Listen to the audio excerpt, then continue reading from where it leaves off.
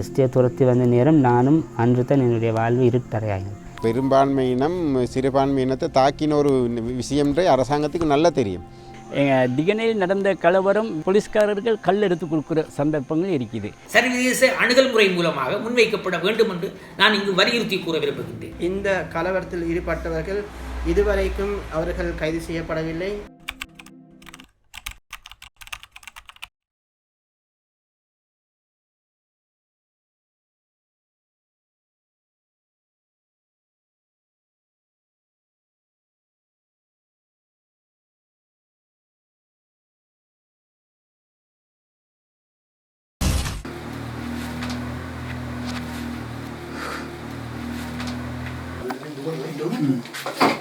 අයියා තාම නේද අයියා හොස්පිටල් අරන් ගියා.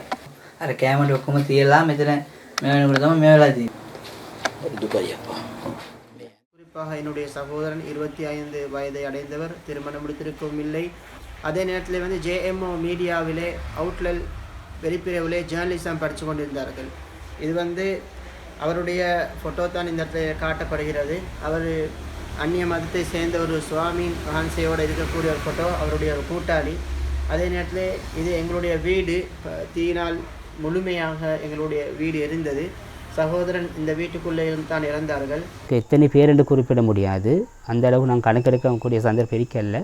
வந்தோடனே அடித்தார்கள் சிலருக்கு. எங்களோட எங்களோட பள்ளியில் 2 மௌலவிமார்களுக்கு அடித்தார்கள். அவர் வந்தவுடன் அடித்தார்கள். அவ்வேளையில் தான் நானும் சிக்கொண்டு எனது எஸ்டே துரத்தி வந்த நேரம் நானும் அன்று தான் என்னுடைய வாழ்வு இருட்டறையாயினது. ஓடி வந்து வேணும் தான் நான் விழுந்தேன். எனது விழுந்த நேரம் எனக்கு என்ன நடந்ததுன்னு தெரியா. விழுந்தோடனே எழும்ப முடியாமல் போனது. ஊர்வாசியில் பக்கத்தில் இருந்து வரத்தை என்னை தூக்கி கொண்டு வைத்தார்கள். அன்றில் ஆரம்பமான கால் தான் இந்த பிரச்சனை. இது வந்து என்னுடைய கால்கள் வந்து அசைக்க முடியாது. 2 கால்கள், ஒன்று இல்லை. எனது இடுப்பில் பட்ட பாரிய, அதாவது இந்த இடம் தான் பட்டிருக்கு. තැම්බිලා කෝප වෙනවා. තව කොහෙන් හරි අරක්කු ගහලකුත් ගහලා එනවා උන් ගිහිල්ලා දැන්. ඊට පස්සේ වෙන්නේ මෙතන විනාශයක්. වාසේ ඔය කරන්නේ කියලා කියනවා. මයි කුණු හර පහ ගන්න බදන්නවද? තම වේලුවකට ගත්තද අපිව? මෙයා මේ කතා කරන්නේ මොකද්ද කියන්නේ මගේ පඬිත හාමුදුරුවනේ. දැන් මේ අපිට කතා කරලා ඊයේ පාන්දර 2කට ගාල්ලේ කෝච්චියක් නැක වෙනස් වෙන්නේ. මේ මාතරෙන් ආපු වෙනස් වෙන්නේ. හරි. මේ ළඟපාතයිනේ වවුනියාවේ සිංහල ගමේ වෑන් එකක් කරන්න වෙලා ඉන්නවා. හරි. මුන්නෑගල මාවත ගමින් ඇවිල්ලා ඉන්නවා.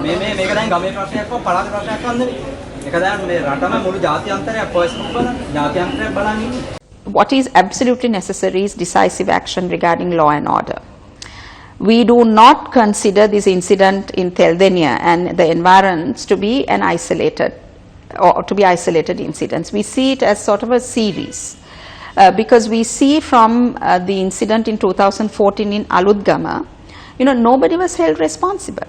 Absolute impunity. And then it goes on, and then you have more recent incidents in Gintota and then Nampara and now Kandy and so on. And in almost all these instances, what we see is a pattern. That is that there is some random, accident or, some such incident. And then outsiders come. It seems to be quite pre-planned. That's what we need to look at.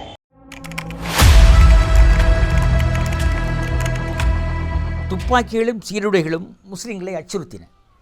ஏனெனில் முஸ்லிம்களை வீட்டுக்குள்ளேயே அவர்கள் துப்பாக்கியுடன் சென்று உள்ளுக்கே முடக்கி வைத்தனர். இராணுவத்தினரும் போலீசார் அவர்கள் வெளியில் வீதிக்கிறங்க முடியாது. அவர்கள் தடுப்பரன்களை அமைத்தனர். இந்த வேளையில் தான் சிங்கள சமூகத்தின் சார்பாக வந்த காடைகளும் காவாலிகளும் தங்கள் வீடுகளை தீக்கிரையாக்கி கடைகளை பற்ற வைத்து வீட்டுக்குள் உள்ள பொருட்களை சேதப்படுத்தி தங்களுக்கு முடியுமான அநியாயங்களை செய்து முடித்தனர். ஆகவே பாதுகாப்பரண் அவர்களுக்கல்ல, சட்டத்தையும் ஒழுங்கை நிலைநாட்ட வேண்டிய போலீசாரும் இராணுவமும் பாதுகாப்பை முஸ்லிம்களுக்கு கொடுக்கவில்லை. அவர்கள் செய்கிற அட்டூழியங்களுக்கு பாதுகாப்பு கொடுத்தார்கள். அவர்கள் அட்டூழியம் செய்வதற்கு அவர்கள் பாதுகாப்பு கொடுத்தார்களே தவிர முஸ்லிம்களை வெளியில் வராமல் தடுத்து நிறுத்தினார்கள். இது குமுக்குந்துறையில் நடந்த வரலாறு. உண்மையிலே பாதுகாப்பு எங்களுக்கு கட்டாயம் தர வேண்டியவர் தான் பாதுகாப்பாளர்கள், போலீஸ், ஆர்மி, நேவி. ஆனால் திகனையில் நடந்த கலவரம் போலீஸ்காரர்கள் கல் எடுத்து கொடுக்குற சந்தர்ப்பங்கள் இருக்குது. அந்த போலீஸ்காரர்கள் கண்ணால் பார்த்த வண்ணம் சும்மா இருக்கிறாங்க. யாரையுமே அதை தடுக்கவோ இண்டவோ இல்லை. திகனை பள்ளியை அடிக்க வரும்போது அந்த கல்லர் அடிக்கிறவங்க வன்செயல் செய்கிறவங்க அதை செஞ்சு கொண்டு இருக்கிறாங்க. அந்த பாதுகாப்பு படை அவங்களோட வேலையில் இருக்கிறாங்க. அதாவது ஒன்றுமே செய்யாமல் எதிர்க்காமல் இருக்கிறாங்க. அப்போ மக்கள்லாம் ஊருக்கும் அடிக்க வருவாங்களோன்னு பயத்தில் இருந்தாங்க. அவங்க வரல எஸ்டிஎஃப்பில் வந்தாங்க. எஸ்டிஎஃப்பில் வந்து இப்போ எங்களோட ஊரில் ஹிஜ்ராபுர பள்ளியிலையும் சில மௌலவிகளையும் தாக்கிக்கிறாங்க ரோட்டில் இருந்துன்னு சொல்லிட்டு. அதே நேரம் எங்களோட ஊரில் ஹிஜ்ரா அம்பகாஹால்ந்த ரோட்டில் வந்து எங்களோட உள்ளுக்கே வந்து நானும் என்னோடய கூட்டாளி படிவத்தனும் உள்ளுக்கு பேசிட்டு இருந்தோம்.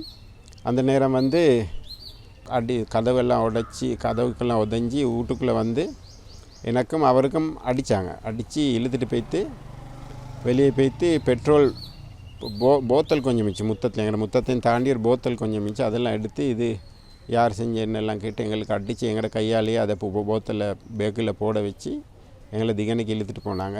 ரோட் நடுக இவங்க எங்களுக்கு போம்பு அடித்தாங்க அப்படி சொல்லி இழுத்துட்டு போனாங்க.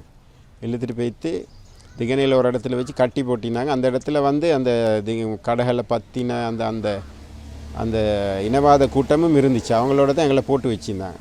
போட்டு அதுக்கப்புறம் போலீஸில் போய்த்து பாரம் கொடுத்து எங்களை என்ட்ரி போட்டு நாங்கள் இதை வச்சுட்டு இருந்தோம்னு சொல்லி என்ட்ரி போட்டாங்க.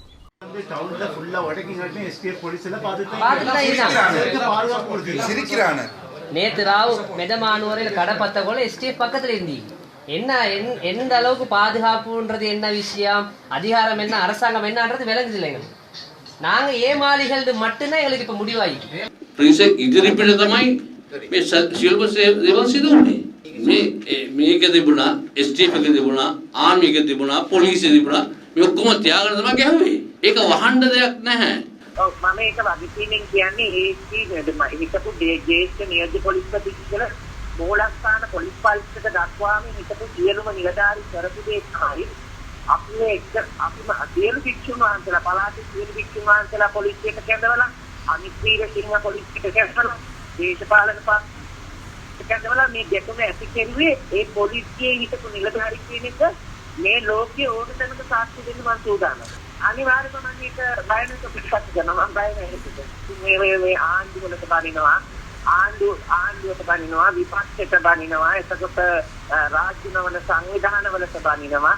ඉතින් විවිධ එක්කනට ඇඟිලි චෝදනා කරගන්න එහෙම සිද්ධියක් මෙතන නැහැ. පොලිසිය තමයි මේක සම්පූර්ණම මෙහෙवला මේ විදිහට තත්ත්වයක් ඇති කෙරෙන්නේ. පොලිසියෙන් තමයි අමිත් අයියට මේ වෙලාවේ එන්න කියලා කතා කරේ. DIG මහත්තයා තමයි නුවර DIG මහත්තයා තමයි අමිත් වීරසිංහ ඔයා මේ වෙලාවේ පොඩ්ඩක් මෙතන එන්න කියලා මේ ප්‍රශ්නයට පටලවුවේ DIG මහත්තයා කියන එක මම තරේ කියා සිටින්න කැමතියි. ඒ කියන්නේ කවදාද වැඩේ එදා තෙල්දෙණිය සිද්ධිය සම්බන්ධව දවසේ. ඒ කියන්නේ කාටද වයිසි මහත්තයා කෝල් කරලා තිබ්බේ? අමිත් වීරසිංහ මගේ මහත්තයා. ඒකට දුරකථන අංකය ඔක්කොම ඇති නේද? ඒකේ දුරකථන. ඔව්. ඒ හැමදේම ඔප්පු කරන්න මම සූදානම්.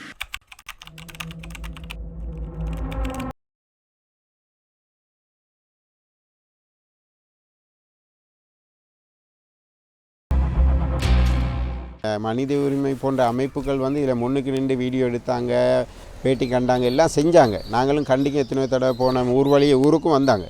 வந்துட்டு போய்த்து அவங்களாலே ஒன்று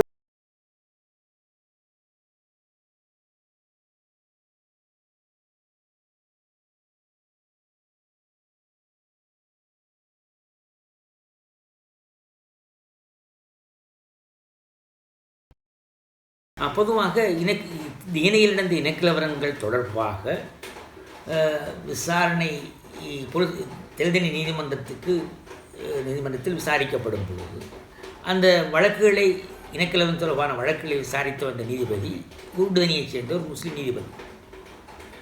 ஆனால் அவருடைய நீதி பிழைக்கும் அந்த ஐயப்பாட்டினாலோ என்னவோ பௌத்த துறைமைகளின் முறையீட்டினால் அவர் இடமாற்றம் செய்யப்பட்டார். நீதி சேவை ஆணைக்குழு மூலமாக இடமாற்றம் செய்யப்பட்டு அவர் கண்டி நீதிமன்றத்துக்கு இடமாற்றம் செய்யப்பட்டார். அதன் பின்னர் அதற்கு பதிலாக ஒரு சிங்கள நீதிபதி அங்கு நியமிக்கப்பட்டு விசாரணையை முன்னெடுத்து சென்றார். ஒரு பெரும்பான்மையினம் சிறுபான்மையினத்தை தாக்கின ஒரு விஷயம்ன்றே அரசாங்கத்துக்கு நல்லா தெரிஞ்சால் இதில் தலையிட்டு இவங்களுக்கு அநீதி நடந்திருக்கின்ற அரசாங்கமே தலையிட்டு இந்த வழக்கை முடிச்சிக்கணும். இது வரைக்கும் முடித்து எங்களுக்கு அநியாயம் செஞ்ச விட நாங்கள் போட்டிக்கிற என்ட்ரியை இன்னும் என்னண்டாலும் கேட்கல. இலங்கையினுடைய இவ்வாறான இழப்புகளை விசாரணை செய்வதற்கான இது சர்வதேச ரீதியாக சர்வதேச அணுகல் முறை மூலமாக முன்வைக்கப்பட வேண்டும் என்று நான் இங்கு வலியுறுத்தி கூற விரும்புகின்றேன். எக்காரணம் கொண்டும் இலங்கையில் நடக்கின்ற சிறுபான்மை சமூகத்துக்கு எதிரான குற்றங்களை விசாரிக்கக்கூடிய ஒரு பொறிமுறை சர்வதேச பொறிமுறையாக இருக்க வேண்டும். சர்வதேச பொறிமுறையாக இருக்கும் பொழுதுதான் இங்குள்ள சிறுபான்மை மக்களுக்கு சுபிட்சம் கிடைக்கும். இல்லையில் சுபிட்சம் கிடையவே கிடையாது என்பதை நான் திட்டவட்டமாகவும் உறுதியாகவும் கூறிக்கொள்ள விரும்புகின்றேன்.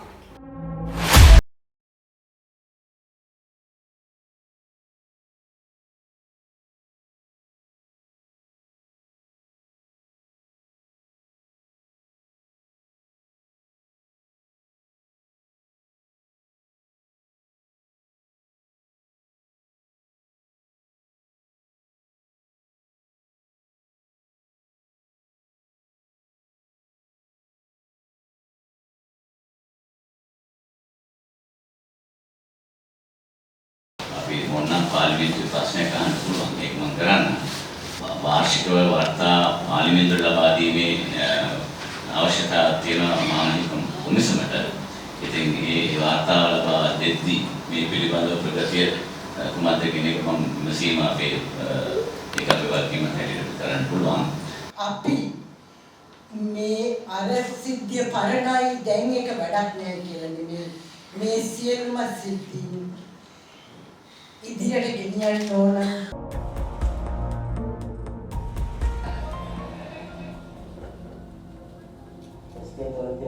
நானும் அங்குதான் என்னுடைய வாழ்வில் இருக்கிறேன். பெரும்பான்மையினம் சிறுபான்மையினத்தை தாக்கின ஒரு விஷயங்கள் அரசாங்கத்துக்கு நல்லது.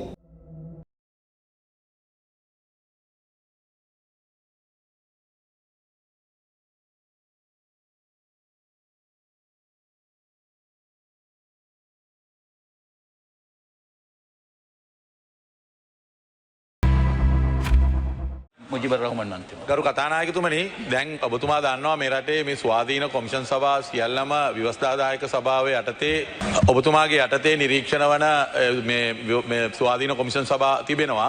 ඒවට ඔබතුමා ව්‍යවස්ථා සභාවේ සභාපතිවරයා හැටියට ඒකට අවශ්‍ය නිලධාරීන් පත් කරන්නේත් ව්‍යවස්ථා සභාව මගින්. ඒතකොට දැන් මේ මානව හිමිකම් කොමිෂන් සභාව 2018 දී ඇතිවෙච්ච දිගන සිද්ධිය සම්බන්ධව පරීක්ෂණයක් කරා. දැන් අවුරුදු 6ක් වෙනවා ගරු කතානායකතුමනි. ඒක වාර්තාව තවම ඉදිරිපත් කරලා නැහැ. එහෙනම් ඔබතුමාගේ අවධානය යොමු කරනවා ඒ ගැන සොයා බලලා වාර්තාව ඉදිරිපත් කරන්න.